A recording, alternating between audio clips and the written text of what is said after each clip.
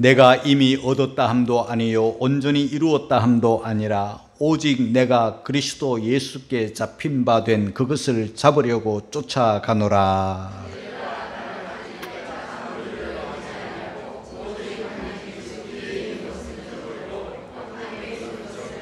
다 같이 표대를 향하여 그리스도 예수 안에서 하나님이 위에서 부르신 부름의 상을 위하여 쫓아가노라.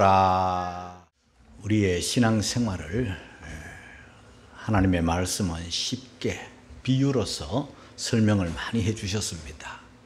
우리의 신앙생활이 어떤가? 식물 비유로 설명을 해주시기도 하고, 또 집을 짓는 건축자 비유로 해주시기도 하고, 때로는 경주자 비유를 가지고도 우리를 교훈해 주셨습니다. 식물 비유를 말씀을 드리면 작은 씨앗이 땅에 심겨집니다. 작지만 그 안에는 생명이 있기 때문에 반드시 싹이 나고 자랍니다. 최근에 바오밥 나무를 이렇게 보았습니다. 세계 테마 기행에 나오는 바오밥 나무, 참 가기 어려운 곳인데, 마다카라카스. 그런데 그 바오밥 나무는 한번 심겨지고 나서 자라기 시작하면 1000년이 넘게 자랍니다. 그 바오밥 거리가 있는데 그 거리에는 평균 수명이 500년이에요. 500년 된 나무가 아주 줄지어 쫙 서 있고, 어떤 특별한 한 나무를 찾아갔는데 그 바오밥 나무는 5000년입니다.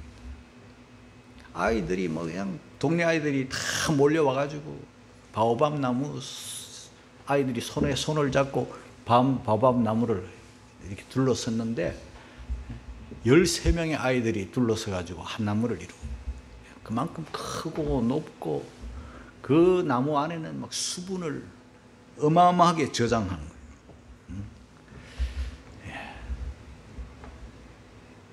우리의 신앙생활이 그렇다는 거죠. 그렇게 크게 자랄 수 있으니 멈추지 마시고 계속 자라나기를 주의 이름으로 축복합니다. 그리고 건축 비유를 많이 합니다. 건물 비유, 건축자 비유입니다. 근데 요즘 건물들은요, 우크라이나 이 전쟁, 그 다음에 또 코로나19 이럴 때 짓기 시작한 그런 아파트는 웬만하면 여러분 안 사는 게 좋을 것 같아요. 왜냐하면 자재값이 확 뛰어가지고 업자들이 부도가 많이 났어요. 짓다만 건물, 짓다가 중단한 건물, 다 지었는데도 입주자가 없는 건물 많은데요. 유명한 대형 건설업자들이, 과거에는 잘 지었던 그런 유명한 업자들도, 건설사들도 잘 지을 수가 없다는 거예요. 너무 물가가 올라가지고 다 부도나고 포기해야 되는데 할 수 없어 짓는 거래요. 죽지 못해 짓는 거래요. 그러니까 제대로 지으면 안 되잖아요. 그러니까 자꾸 이렇게 부실 건물을 짓는 거예요. 철근도 가늘게 쓰고, 겉은 멀쩡해요. 철근 가늘게 쓰면 평소에 안 나타나지만 지진 나면 그때 깔려 죽어요. 방수도 잘해야 되는데 방수가 안 돼가지고, 은행 이자가 높아서 그런지 전쟁 탓인지 그냥 부실 시공될 아파트, 짓다만 건물들이 흉물스럽게 남아 있어요. GS 땡땡 이런 회사들이 건물을 잘못 져가지고 대단한 회사인데, 뒤에 또 있어요. 그런 회사들이 다 그냥 부실하게 지어가지고 층간 소음은 말할 것도 없고, 지하에 차들을 못 대는 거예요. 아파트에 지하 주차장에 물이 줄줄 새니까 물이 흥건하니 재시공도 어렵대요. 그러니까 이런 부실 시공들이 참 많습니다. 지금 뭘 얘기하려고 하는 겁니까? 저와 여러분의 신앙생활을 이렇게 부실하게 하면 안 된다는 거예요. 주일 성수 슬슬 빼먹는 거는 그 아래 철근 빼먹는 거랑 똑같아요, 여러분. 꼼꼼하게 이렇게 잘 지어야지 대충 그냥 신앙생활 눈가림으로 그냥 설렁설렁 하면 안 되는 거예요. 우리 청년대학부 지금 다 왔어요? 다 왔어요, 청년들? 어디 가고 없어요. 부장이 없으니까 땡땡이 치는 거야. 예? 자, 여러분, 신앙생활은요, 사람 중심으로 사람 보고 하면 안 되는 거예요. 하나님 앞에서 아주 건실하게 해야 되는 거예요. 예?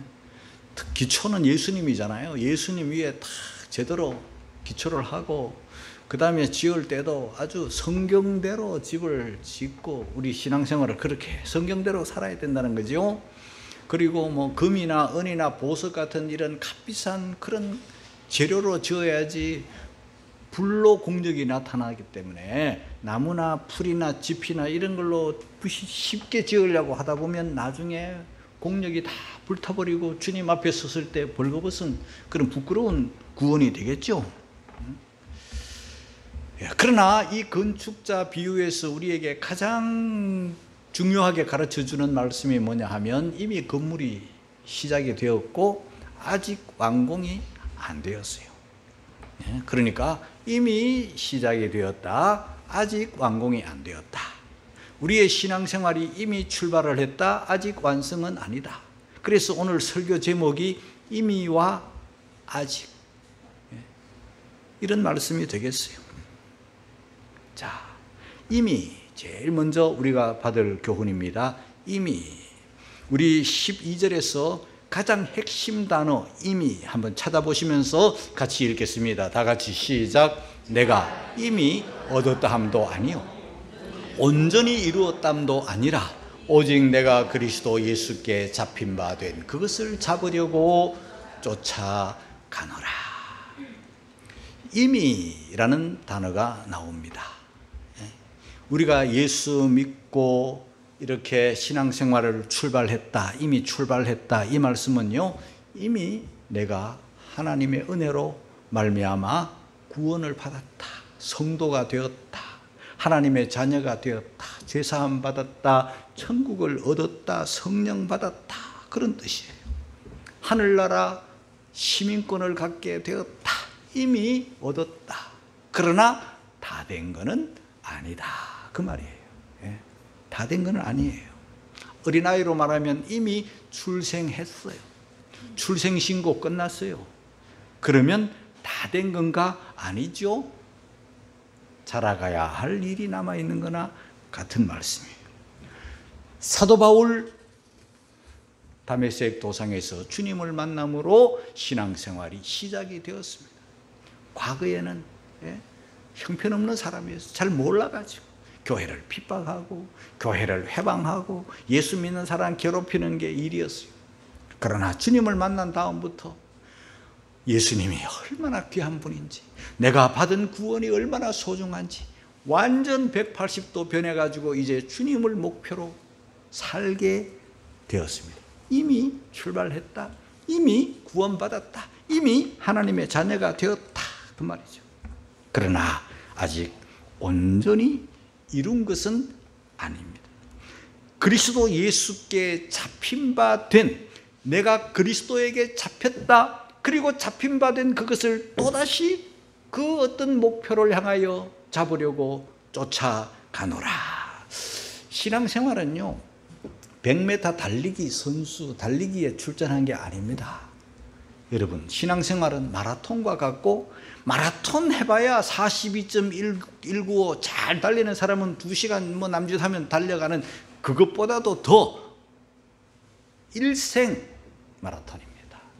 일생 달려야지. 이만큼 달려왔습니다. 또 앞으로 달려갈 길이 많이 남아 있습니다. 가는 과정에 지금까지도 오르막 내리막을 지나오면서 왔습니다. 앞으로 더 큰 마의 오르막이 또 남아 있을 수 있습니다. 계속 달려가는 존재.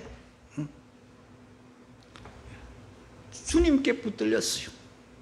여러분, 이 세상의 최고의 복이 예수님께 붙들린 거예요. 예수님께 포로가 된 거예요. 예수님의 사랑의 사슬이 된 거예요. 유행가 중에 뭐 밧줄로 꽁꽁, 밧줄로 꽁꽁 그런 게 있더라고. 그런 것보다는 예수님의 사랑의 밧줄, 예수님의 피의 밧줄, 십자가의 밧줄로 꽁꽁 묶인 저와 여러분들이 행복인 줄 깨닫기를 주의 이름으로 축복합니다. 어떤 사람들, 많은 사람들이 죄에 매여서, 죄에 끌려서 육체의 종로로 다는 사람이 얼마나 많습니다. 어떤 사람은 마치 이 세상에 돈벌이 하러 온 사람인 줄 알고 죽기 살기로 돈에 매여 사는 사람이 있어. 이것 때문에 울고 이것 때문에 웃고 이것 때문에 인생을 다 망치는 사람들이 많습니다. 우리가 돈 벌려 태어난 게 아니에요. 어떤 사람들은 공부하는데 공부를 해야 되는 건 맞지만 공부하려고 이 세상에 태어난 것도 아닌데 죽기 살기로 공부하는 사람이 있어요. 필요 없다는 게 아니에요. 돈 필요 없다는 사람 하는 게 아니에요. 그게 우리 인생의 목적은 아니라는 것을 저와 여러분들이 알아야 되는 거예요. 어떤 사람은 명예에 잡혀 있고 죄에 잡혀 있는데 한마디로 말해서 이런 사람들은요, 마귀에 잡힌 사람들, 마귀의 종로로 다던 사람. 예수 믿기 전에 우리가 그랬단 말이에요. 그런데 세상으로 가든 지옥으로 가든 우리 주님께서 딱 붙잡아 주셨는데, 우리를 붙잡아 주신 그분이 바로 예수께 잡힌 바 된 우리들, 그리고 우리 예수님이 우리에게 약속해 놓으신 그런 것들을 향해서 이제 또 잡으려고 쫓아가는 존재, 저와 여러분입니다. 두 번째 교훈입니다. 아직 빌립보서 3장 13절 말씀에서 가장 중요한 포인트 되는 단어를 찾으시고 우리 함께 합독을 하겠습니다. 다 같이 시작. 형제들아, 나는 아직 내가 잡은 줄로 여기지 아니하고 오직 한 일, 즉 뒤에 있는 것은 잊어버리고 앞에 있는 것을 잡으려고. 나는 아직 잡은 줄로 여기지 않는다. 나는 아직 다 된 줄로 생각하지 않는다, 그 말이죠. 더 가야 할 길이 있고 더 발전해야 되고 더 성장해야 되고 더 자라야 되고 아직 할 일이 많이 남아있다. 오스카 쿨만이라는 분은 이 이미와 아직을 이렇게 설명했습니다. 이미 구원은 시작되었지만 아직 구원은 완성된 게 아니다. 이미 하나님의 자녀가 되었지만 아직 미숙한 상태로 계속 성장해야 될 일이 남았다, 그렇게 말했습니다. 그러려면은 뒤에 있는 것은 잊어버려야 된다, 그 말이에요. 뒤에 있는 건 뭡니까? 과거. 여러분, 우리 인생을 살아가는 데 있어서 꼭 예수 믿는 사람뿐만 아니라 인생을 살아가는 데 있어서 과거 지향적인 사람이 있습니다. 그리고 현재 중심적인 사람이 있습니다.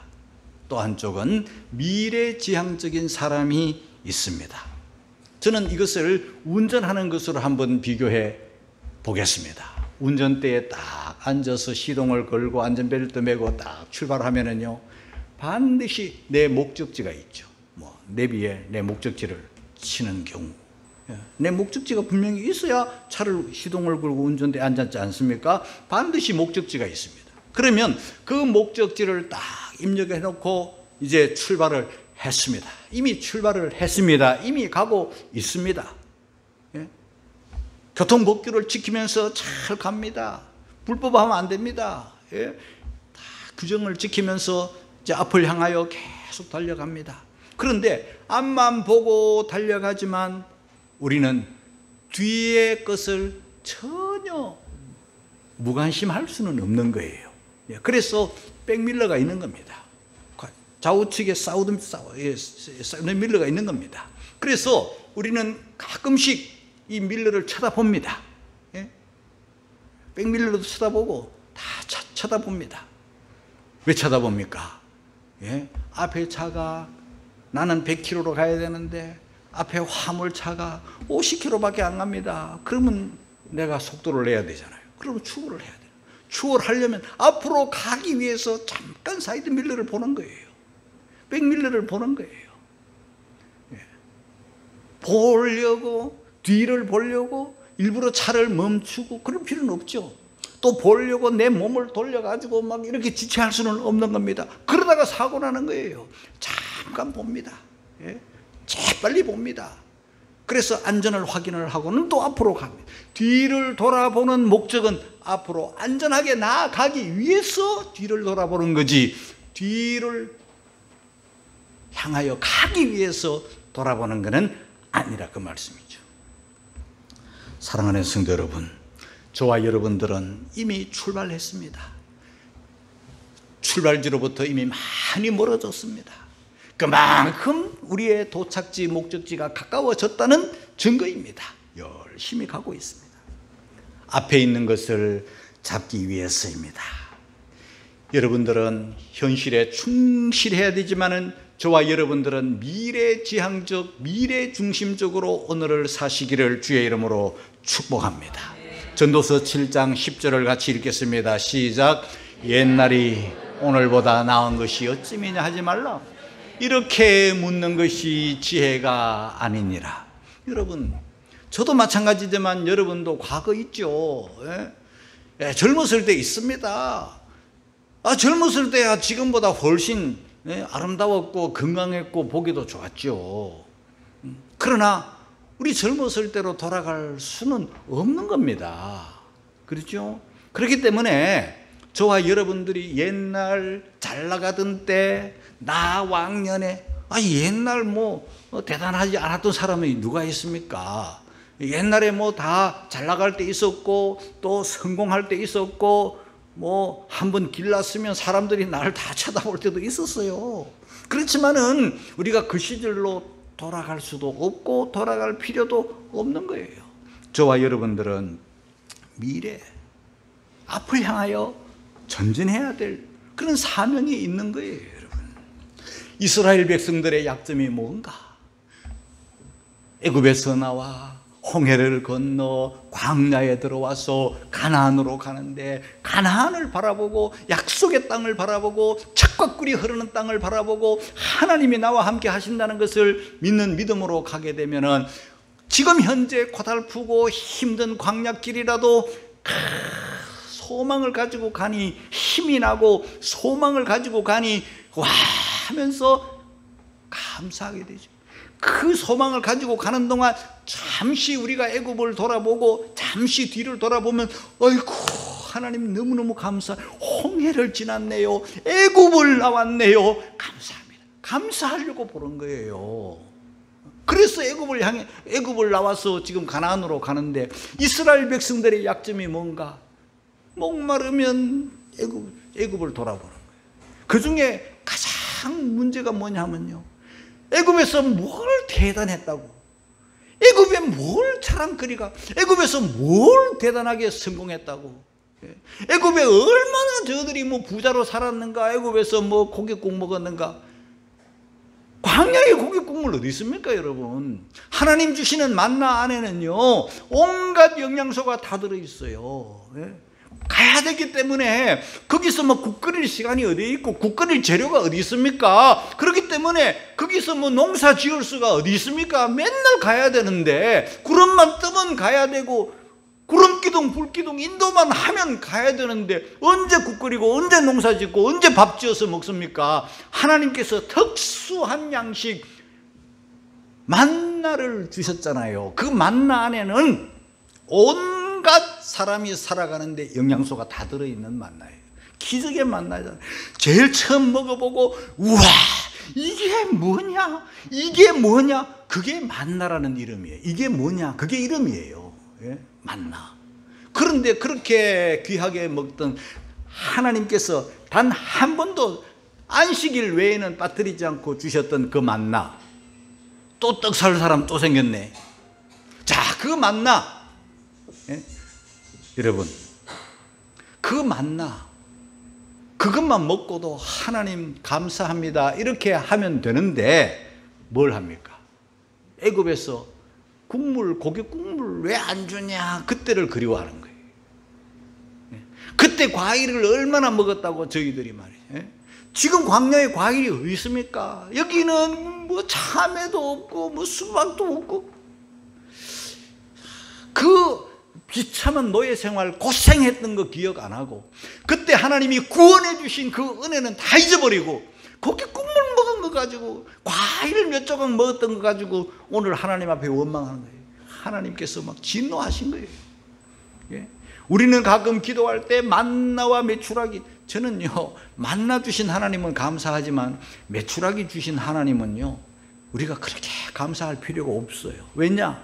메추라기는요 원망을 하니까 고기 안 준다고, 고기 국물 안 준다고 고기 하니까 하나님께서 그냥 메추라기를 어디 날아가는 걸 확 몰아가지고 확 떨어뜨려가지고 먹게. 그때 하나님께서, 그거는요 진노의 음식이에요. 하나님이 그래 한번 먹어봐라, 냄새 나도록 한번 먹어봐라, 배 터지도록 한번 먹어봐라. 하나님이 그 사랑의 음식은 아니에요. 왜? 만나만 가지고도 얼마든지 살아갈 수 있는데 원망하니까 주신 그런 음식이라고요. 예? 그러나 뭐 하나님이 주신 거는 맞기는 맞지만, 예? 그걸 또 주세요? 그러면 안 되는 거죠. 여러분, 왜 우리가 뒤에, 왜 우리가 과거에 매이는가? 왜 우리는 그 뒤에 것을 찾는가? 그만큼 애착을 두었기 때문에, 정을 쏟았기 때문에요. 정을 쏟고 애착을 두면요 앞으로 나가는데 엄청난 방해가 되는 거예요. 앞을 나가기 위해서 뒤에 것은 잊어버려야 되는데 뒤에 것을 자꾸 기억해가지고 생각하니까 문제가 되는 거죠. 그 뒤에 것을 기억했다가 망한 여자가 있어요. 롯의 아내, 롯의 처. 창세기 19장 26절 다 같이 읽습니다. 시작. 롯의 아내는 뒤를 돌아보고 소금 기둥이 되었다. 하나님은 그들의 죄악 때문에 유황불을 내려서 다 심판하시는 그 순간에 이들은 특히 롯의 처는 왜 심판하시는지 이유를 모르는 거야.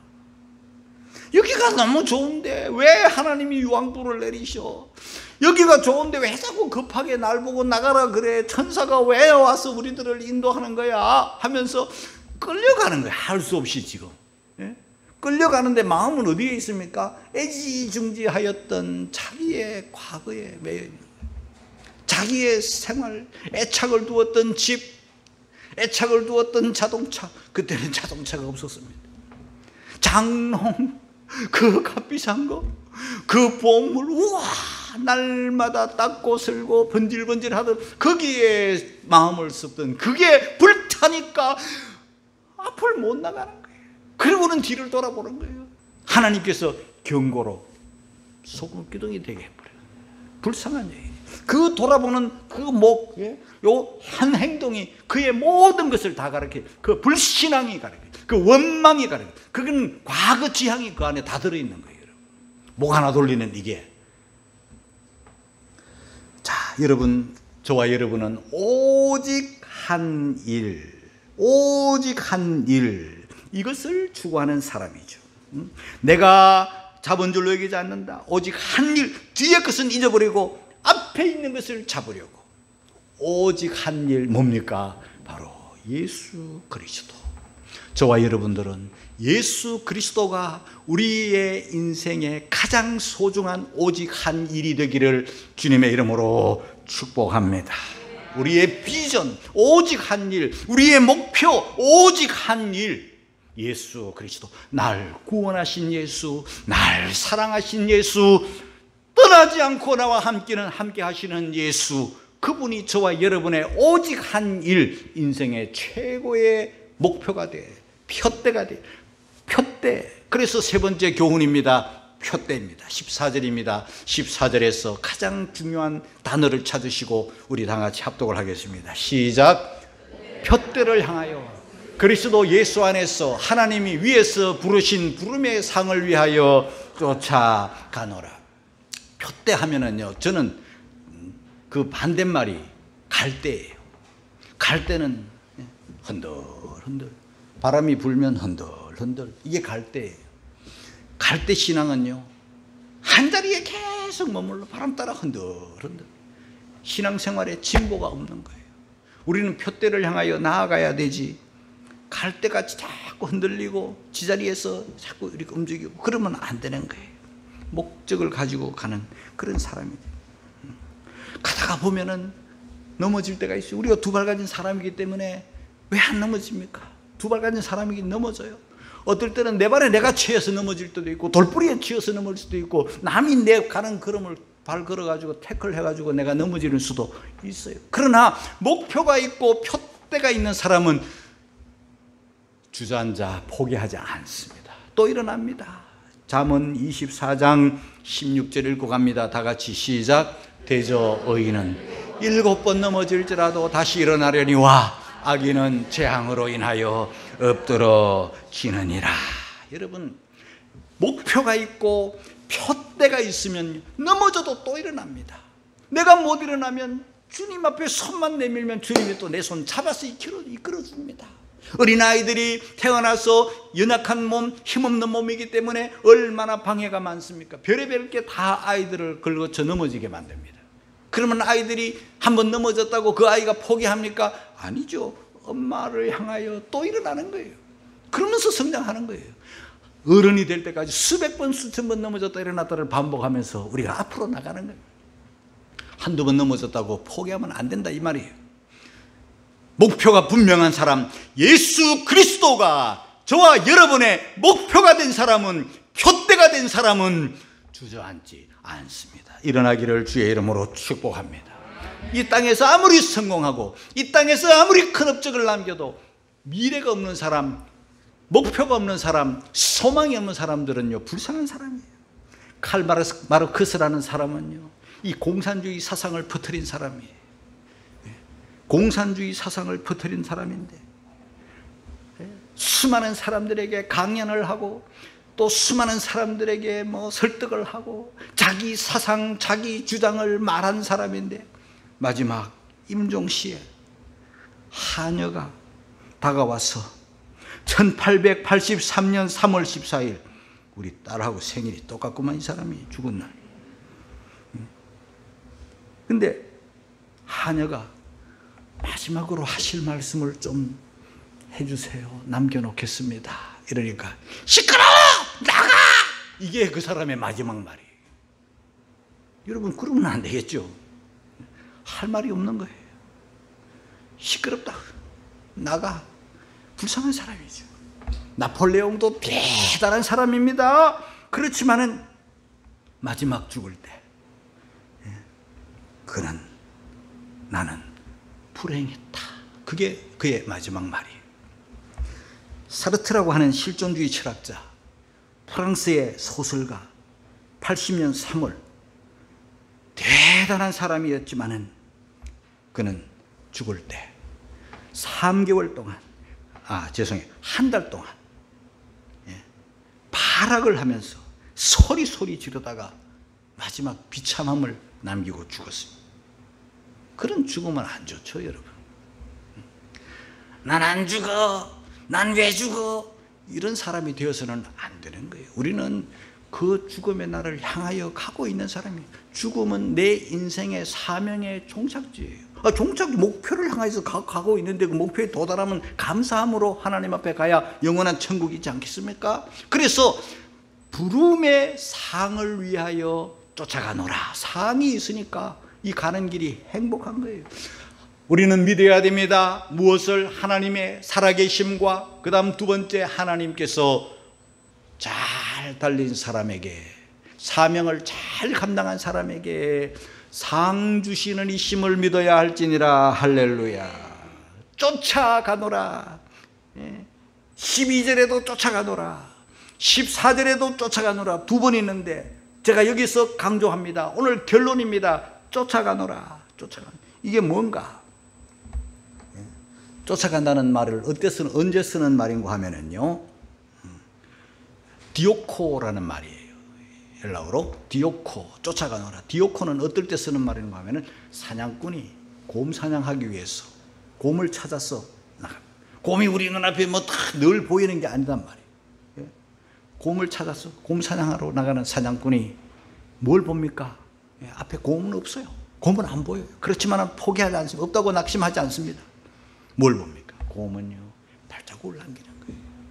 발자국을 보면 그냥 발자국만 보는 게 아니고 발자국을 딱 보면 이 발자국 언제 지나간 발자국인가? 1시간 후에 지나갔는지, 하루 전에 지나갔는지, 그 발자국에 보면서 그 흙토질이나 이런 걸 보면서 계산을 하는 거예요.